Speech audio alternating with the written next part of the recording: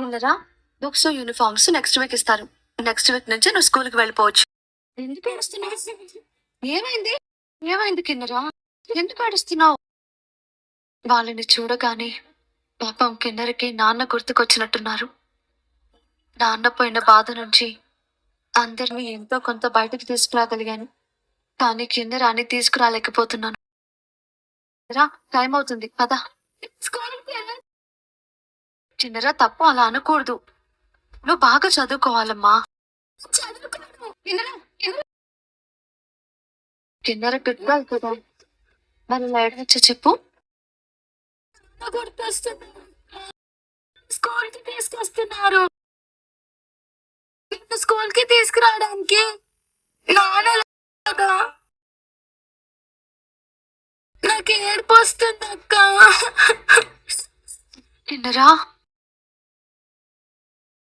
సూర్య, ఒకసారి model school కి రాగలవా? అలాగే జాను, ఇప్పుడే వస్తున్నాను. స్కూల్ నచ్చలేదా? కాదు, మరేమో మా నాన్న గుర్తొస్తున్నారు. ఎందుకని? చదువుకోవా నువ్వు?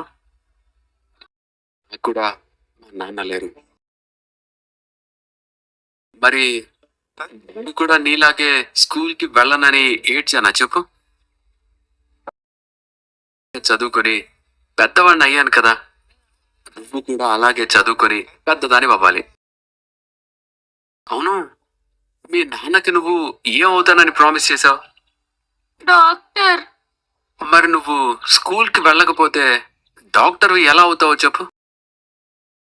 నాన్నగారికి నువ్వు ఇచ్చిన ప్రామిస్ ని నిలబెట్టుకోకపోతే మీ నాన్నగారు బాధపడతారా లేదా? అంటే నీకు చాలా ప్రేమ కదా. అవును, చాలా కాదు, చాలా చాలా ప్రేమ. మరి నువ్వు మీ నాన్నని బాధ పెడతావా చెప్పు? నువ్వు ఏడవకుండా మీ నాన్నగారి కోసం స్కూల్ కి వెళ్ళాలి.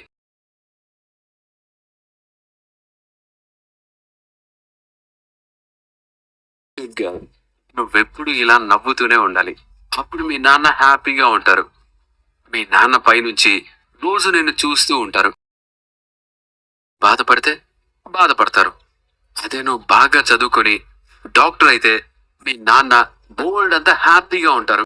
మరి నువ్వు మీ నాన్నని హ్యాపీగా ఉంచుతావా లేదా చెప్పు? మా నాన్నని నేను హ్యాపీగా ఉంచుతాను. Very good. ఇంకెప్పుడు ఇలా స్కూల్ కి వెళ్ళాలని యాడ్ అవ్వకుండా రోజు స్కూల్ కి వెళ్ళాలి, ఓకేనా? వెళ్ళి మీ ఫ్రెండ్స్ తో ఆడుకో. సరే. సూర్య, కిన్నర ఏడుపు చూసి నా ప్రాణం విలవిలలాడిపోయింది. తను నా కన్నీళ్లలో నుంచి ఎలా బయటికి తీసుకురాగలనో అర్థం కాలేదు.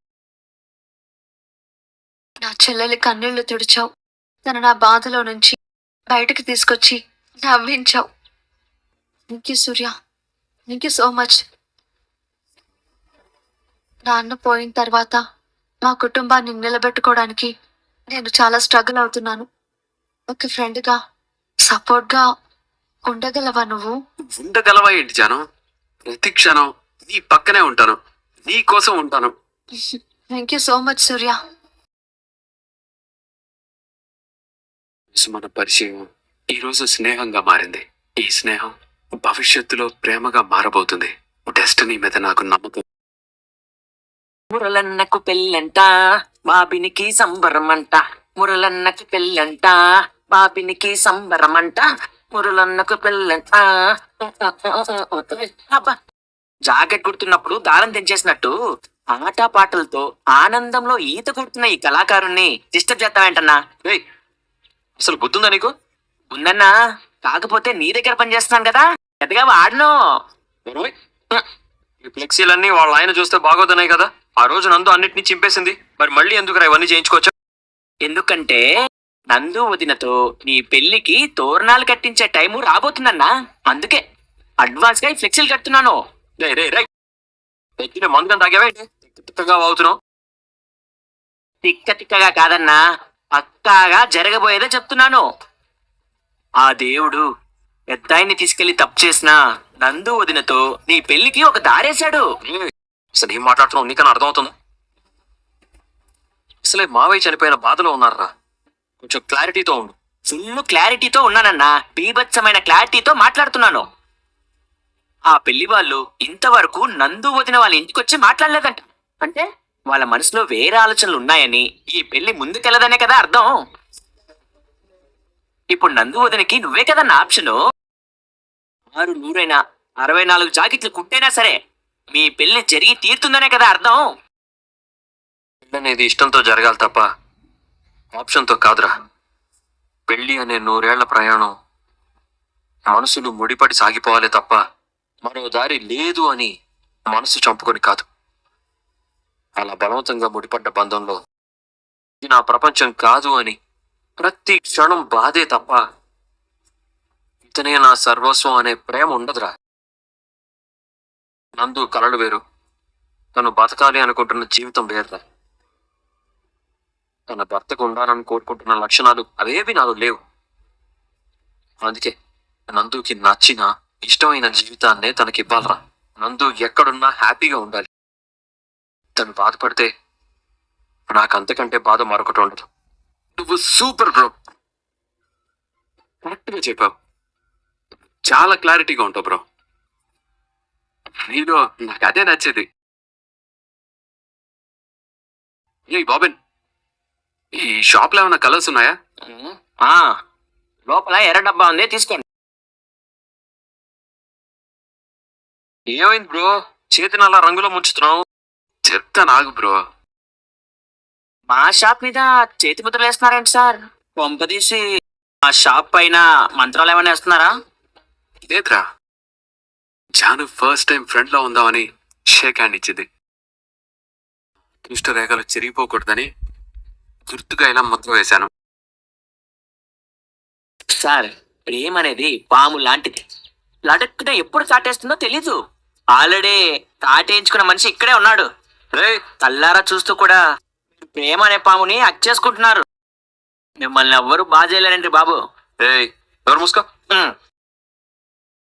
చూడు బ్రో, జాను ఎప్పుడు చాలా క్లారిటీగా ఉంటుంది. జాను గురించి నువ్వు కూడా క్లారిటీగా ఉండు. జస్ట్ ఫ్రెండ్షిప్ మాత్రమే అని జాను అనుకొని, కానీ నువ్వు దాన్ని ప్రేమ అనుకొని ఇద్దరు వేరు వేరు దారుల్లో వెళ్తే ఏముందండి, మీ దారి గోదారే. ప్రేమలో ఉన్నప్పుడు ఎంత హాయిగా ఉంటుందో, ఆ ప్రేమిచ్చే బాధ మాత్రం ప్రతి క్షణం ప్రాణం తీస్తున్నంత నరకంగా ఉంటుంది. దయచేసి నాలాంటి పరిస్థితి నువ్వు తెచ్చుకోకు బ్రో. లేదు బ్రో, నేను ఫుల్ క్లారిటీతో ఉన్నాను. మా ఫ్రెండ్షిప్ ని నేను ప్రేమగా మార్చుకుంటాను. ఒకవేళ మార్చుకోలేకపోతే జానుకి లైఫ్ లాంగ్ ఫ్రెండ్ గా ఉంటాను. డెస్టినీ మీద నాకు నమ్మకం ఉంది. మమ్మల్ని కలిపిన ఆ డెస్టినీ లైఫ్ లాంగ్ కలిసి బ్రతికేలా చేస్తుంది. అనుకున్నది అనుకున్నట్టుగా జరుగుంటే ఈ పాటికి నా పెళ్ళైపోయి ఉండేది. నేనే అమెరికా బయలుదేరిపోయి ఉండేదాన్ని. కానీ ఫ్లైట్ లో అడుగు పెడుతుంటే కాలు స్లిప్ అయి దాని ఆటోలో పడిపోయినట్టుగా అయిపోయింది నా దరిద్రం. నా పెళ్లి రోజే మా నాన్నగారు పోయారు. నా పెళ్లి కూడా ఆగిపోయింది. అత్తయ్య, కానీ పెళ్లి వాళ్ళు వస్తారేమో, మళ్ళీ పెళ్లి గురించి మాట్లాడతారేమో అని కళ్ళు కాయలు కాచేలా, కళ్ళు వాచిపోయేలా చూస్తున్నానే. ఇక నీ పెళ్లిగో లాపుతావా? సర్లేవే, సాయంత్రం కాల్ చేస్తాను. అప్పుడు అమెరికా విషయాలు మాట్లాడుకుందాం. నీకింత జరిగినా కానీ ఇంకా అమెరికా పిచ్చి మాత్రం పోలేదు. కళ్యాణ్ ఏ కాలేజ్లో జాయిన్ అవుతున్నాడో ఏంటో. అర్జెంట్ గా ఒకసారి కళ్యాణ్ని కలిసి మాట్లాడాలి. నేను కూడా అదే కాలేజ్లో జాయిన్ అవ్వాలి. తిన్నరా? ఏంటి, స్కూల్కి వెళ్ళేటప్పుడు స్కూల్కి వెళ్ళను, చదువుకోను, చదువు మానేస్తాను అని చాలా ఏడ్చావు. కానీ చూసావా, స్కూల్కి వెళ్ళి రాగానే ఎంత ఆనందంగా ఉన్నావో. అందుకే నిన్ను స్కూల్కి వెళ్ళమని చెప్పింది. ఈ హ్యాపీనెస్ కి కారణం నా ఫ్రెండ్. ఫ్రెండ్ అంటే క్లాస్మేట్ ఫ్రెండ్ కాదమ్మా, ఇంత పెద్ద ఫ్రెండ్. జాను, ఎవరి గురించి ఏది చెప్పేది? సూర్య అమ్మా. ఒక పాపని వాళ్ళ నాన్న స్కూల్ కి తీసుకురావడం చూసి నాన్న గుర్తొచ్చి పాపం కిన్నెర చాలా ఏడ్చింది. సూర్య తన పాటతో కిన్నెరని ఆ బాధ నుంచి బయటకు తీసుకొచ్చాడు. నాన్న పోవడం మనందరికీ భరించలేని బాధ, కానీ తట్టుకొని నిలబడగలిగే శక్తి మనకుంది. ఇది చిన్నపిల్ల. మీ నాన్న ప్రేమని కూడా ఇది పూర్తిగా పొందలేదు. మీ నాన్న పోయిన బాధలో ఇది ఏమైపోతుందా అని చాలా భయపడిపోయాను. ఎవరికైనా బాధ వచ్చినప్పుడు ఆ దేవుడు ఏదో ఒక రూపంలో వచ్చి ఆ బాధని దాటిస్తాడని అంటారు. ఆ అబ్బాయి అలాగే వచ్చాడు. లేదు, బానే ఉన్నారే. అందరూ కన్నీళ్లతో ఉండుంటారు. ఇల్లంతా నిశ్శబ్దంతో నిండిపోయి ఉంటుందనుకున్నాను. నా ఫ్రెండ్ పోయిన బాధలోంచి నేనే బయటికి రాలేకపోతున్నాను. కానీ పర్లేదే, మీరు త్వరగానే బయటకు వచ్చేశారు. నవ్వులతో సంతోషంతో ఉన్నారు. మనిషి పోతే మిగిలిన వాళ్ళు కూడా అక్కడే ఆగిపోకూడదు కదా. నా అనేవాళ్లు పోయారు అనే బాధని దాటకపోతే ఏ మనిషి కన్నీళ్లని దాటలేరు, గుమ్మాన్ని కూడా దాటలేరు. అందులోనూ వీళ్ళందరూ కూడా ఆడవాళ్లు. ఎవరి మీద ఆధారపడకుండా ముందుకు వెళ్లాలంటే ఆ దుఃఖాన్ని వీలైనంత త్వరగా దాటాలి. రండమ్మా, రండి, కూర్చోండి. నందు, వెళ్ళి కాఫీ తీసుకురా. కూర్చోండమ్మా. నిన్న నైటే నేను హైదరాబాద్ నుంచి వచ్చాను. రాగానే ఈ విషయం తెలిసింది. చాలా బాధేసింది. పాపం 4 సంవత్సరాల తర్వాత దుబాయ్ నుంచి వచ్చాను. కుటుంబంతో సంతోషంగా ఉన్న టైంలో ఇలా జరగడం చాలా బాధాకరం. భయపడకుండా ధైర్యంగా నిలబడండి. మీకే అవసరం వచ్చినా ఏ క్షణమైనా మా ఇంటి తలుపు తట్టు. నేను బయలుదేరుతాను. అలాగేనండి. అమ్మా, నేను కూడా బయలుదేరుతాను. జాగ్రత్త అమ్మా. మావి గారు, ఒక నిమిషం. మావి గారు, చెప్పమ్మా. పెళ్లి వాళ్ళు మీతో ఏమైనా మాట్లాడారా? నాన్న విషయం జరిగిన తర్వాత వాళ్ళు మళ్ళీ రాలేదు. వాళ్ళ దగ్గర నుంచి ఎలాంటి సమాధానం కానీ సమాచారం కానీ లేదు. ఒకవేళ మీకేమైనా చెప్పారేమో అని. ఏనందు, ఇప్పుడు ఈ విషయాలన్నీ ఎందుకే? శారదా, అశుభం జరిగిన ఇంట్లో వెంటనే శుభం జరగాలి అంటారు. అది తెలియక మాట్లాడినా సరే ఒక రకంగా మంచికే మాట్లాడింది. పైగా ఆడపిల్ల పెళ్ళి ఆగిపోయిందనే బాధ ఉంటుంది కదా. అవును, నేను చాలా బాధపడుతున్నాను. పెళ్ళి ఆగిపోయిందని, అమెరికాకి వెళ్ళలేకపోయానని చాలా అంటే చాలా బాధపడుతున్నాను. అక్క, నువ్వు కాసేపు సైలెంట్ గా ఉంటావా? ఇంక తెలియదు చాను, నువ్వుండు. మావయ్య, వాళ్ళు మళ్ళీ ముహూర్తాలు పెట్టుకుందామని అంటారేమో. మీరు కాస్త మాట్లాడండి మావయ్య. సరేనమ్మా, నేను మాట్లాడతాను. నేను చూసుకుంటాను. నువ్వే అనుకున్నాను. మీ ఫ్యామిలీ మొత్తం ఇలాగే ఉన్నారుగా. ఇప్పటికే మీ నాన్నను పోగొట్టుకున్న బాధలో ఉన్నారు. ఇలాంటి పరిస్థితుల్లో పెళ్లి జరగదని చెప్పి మిమ్మల్ని ఇంకా బాధ పెట్టడం భావ్యం కాదు కదా. పెళ్లి జరిపించలేమో అనుకుంటున్నారా? మేమందరం ఉన్నాం. గ్రాండ్ గా పెళ్లి జరిపిస్తాం. మీరందరూ ఉన్నారు, కానీ తోట లేదుగా. పెళ్లికి పెట్టాల్సిన తోట డాక్యుమెంట్స్ ఉన్నాయి. ఈ విషయం గురించి మీరు అస్సలు టెన్షన్ పడకండి. ప్రాబ్లంలో ఉందని స్వయంగా సింహాద్రి అంకులే మాకు చెప్పారు. అలకనంద లాంటి తింగర్ అమ్మాయి ఎక్కడ ఉండదేమో అండి. మేబీ ఇలాంటి వాళ్ళు కూడా ఉంటారేమో. తన చెప్పిన మాటల మీద మీ ఒపీనియన్ ఏంటో కామెంట్ చేయండి. Please like and subscribe friends. Please like చేసి సబ్స్క్రైబ్ చేశారని ఆశిస్తున్నాను. Thank you.